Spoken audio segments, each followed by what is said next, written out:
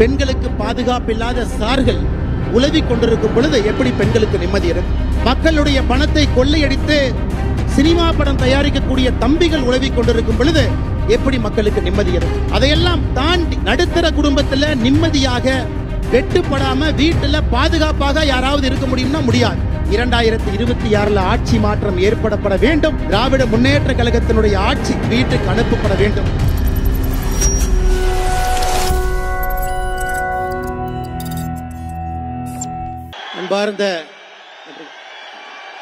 அன்பார்ந்த பெரியோர்களே, தாய்மார்களே, அன்பிற்கினிய சகோதர சகோதரிகளே, ஐயா அண்ணா தயவு செஞ்சு உட்காருங்க. அண்ணா தயவு செஞ்சு, அண்ணா தயவு செய்து எல்லாம் அமருங்க. தயவு செய். பாரத் மாதா கி, பாரத் மாதா கி. அன்பார்ந்த பெரியோர்களே, தாய்மார்களே, அன்பிற்கினிய சகோதர சகோதரிகளே, நம்முடைய மத்திய உள்துறை அமைச்சர், மத்திய கூட்டுறவுத்துறையினுடைய அமைச்சர் திரு அமித்ஷா அவர்கள் தமிழகத்திற்கு ஒரு முக்கியமான நேரத்தில் இங்க வந்திருக்கிறாங்க. மத்தியில நம்முடைய ஆட்சி 2014 அமைந்த பிறகு 11 ஆண்டுகள் பூர்த்தி செய்துவிட்டு ஐயா அவங்க அங்க வந்திருக்கிறாங்க. 11 ஆண்டுகள்ல இந்தியாவுடைய மாற்றத்தை சொல்வதற்காக வந்திருக்கின்றார்கள். இன்னொரு பக்கம் கடந்த 4 ஆண்டுகளாக தமிழகத்தை பின்னோக்கி எடுத்து சென்று கொண்டிருக்கக்கூடிய திராவிட முன்னேற்ற கழக ஆட்சியினை இங்கிருந்து அழித்தெடுக்க வேண்டும் என்கின்ற உற்சாகத்தை உங்களுக்கு அளிப்பதற்காக நம்முடைய உள்துறை அமைச்சர், கூட்டுறவுத்துறை அமைச்சர் திரு அமித்ஷா அவர்கள் வந்திருக்கின்றார். மிகுந்த உற்சாகமான வரவேற்புக்கிடையே மதுரை மாநகரத்திற்கு நாம் எல்லோரும் கூட அவரை வரவேற்றுக் கொண்டிருக்கின்றோம். நம்முடைய ஆற்றல் மிகுந்த மாநில தலைவர், முன்னாள் அமைச்சர், நம்முடைய எல்லோருடைய அன்பையெல்லாம் பெற்றிருக்கக்கூடிய அண்ணன் நயினார் நாகேந்திரன் அவர்களுடைய முதல் நிகழ்வாகவும் கூட இருக்கிறது. அவருக்கும் இந்த நேரத்தில் நம்முடைய பாராட்டுகளையும் வாழ்த்துக்களையும் நாம் தெரிவித்துக் கொள்ள வேண்டும்.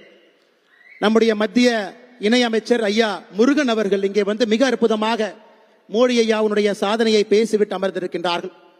அதே போல மேடையில் இருக்கக்கூடிய எல்லா நம்முடைய முக்கியமான மூத்த தலைவர்கள், காலத்தினுடைய அருமை கருதி எல்லாருடைய முக்கியமான மூத்த தலைவருடைய பெயரையும் நான் சொன்னதாக கருதி, அன்பு சொந்தங்களே, 11 ஆண்டுகள்ல நாம் செய்திருக்கக்கூடிய மிக முக்கியமான சாதனை என்னங்க?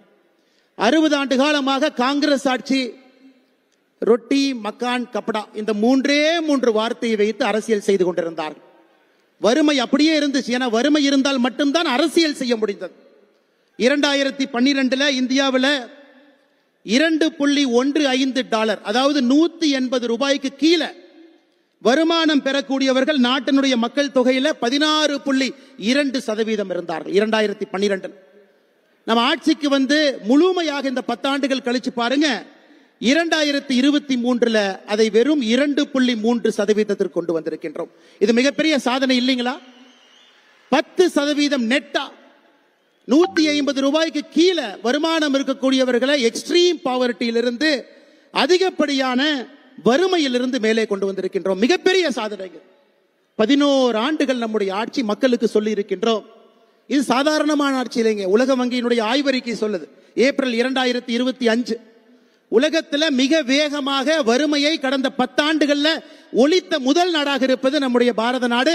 அதற்கான தலைவர் பாரத பிரதமர் நரேந்திர மோடி அவர்கள். அதுவும் சாதாரணமா இல்லைங்க. யோசிச்சு பாருங்க, நம்முடைய பிரதம மந்திரியினுடைய ஆவாஸ் யோஜனா, வீடு கட்டி கொடுக்கக்கூடிய திட்டமாக இருக்கட்டும், உஜ்வல யோஜனா திட்டமாக இருக்கட்டும், ஜன்தன் யோஜனா திட்டமாக இருக்கட்டும், ஆயுஷ்மான் பாரத்தாக இருக்கட்டும், எல்லா திட்டத்தையும் ஒரே வீட்டிற்கு கொண்டு வந்திருக்கின்றோம். அன்பு சொந்தங்களே, இன்னைக்கு தமிழ்நாட்டில் பார்க்கும் பொழுது மக்கள் நிம்மதியா இருக்கிறாங்களான்னு கேட்டீங்கன்னா நிம்மதியாக கிடையாது. காரணம் என்னன்னா, பெண்களுக்கு பாதுகாப்பு இல்லாத சார்கள் உலவிக் கொண்டிருக்கும் பொழுது எப்படி பெண்களுக்கு நிம்மதி இருக்கும்?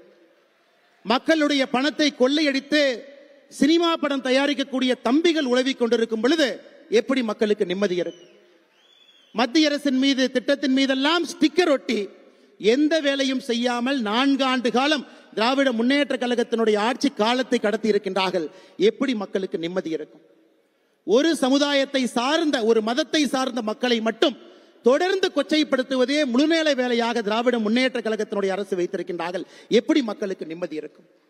அதையெல்லாம் தாண்டி நடுத்தர குடும்பத்தில் நிம்மதியாக வெட்டுப்படாம வீட்டுல பாதுகாப்பாக யாராவது இருக்க முடியும்னா முடியாது.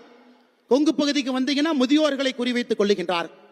தென் பகுதிக்கு போனீங்கன்னா சாதி வன்முறையில கொள்றாங்க. சென்னைக்கு வந்தீங்கன்னா கூலிப்படையை வைத்துக் கொள்ளுகின்றார்.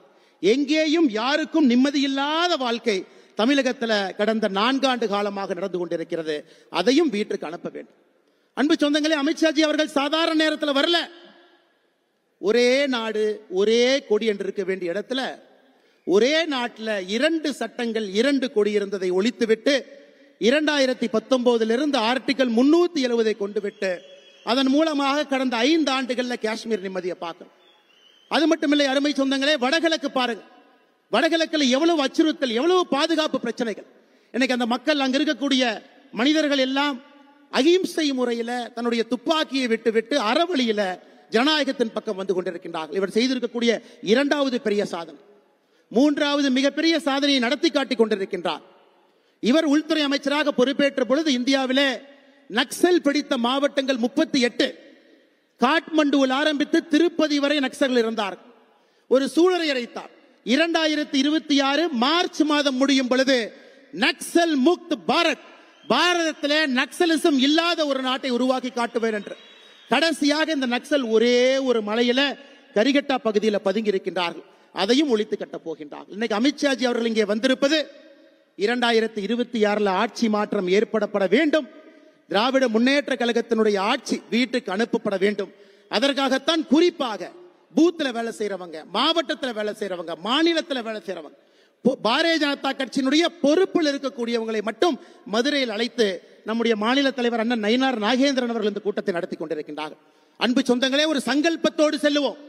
2026 நம்முடைய ஒற்றை இலக்கு திராவிட முன்னேற்ற கழகத்தை வீட்டுக்கு அனுப்புவது மட்டும்தான் ஒற்றை இலக்கு.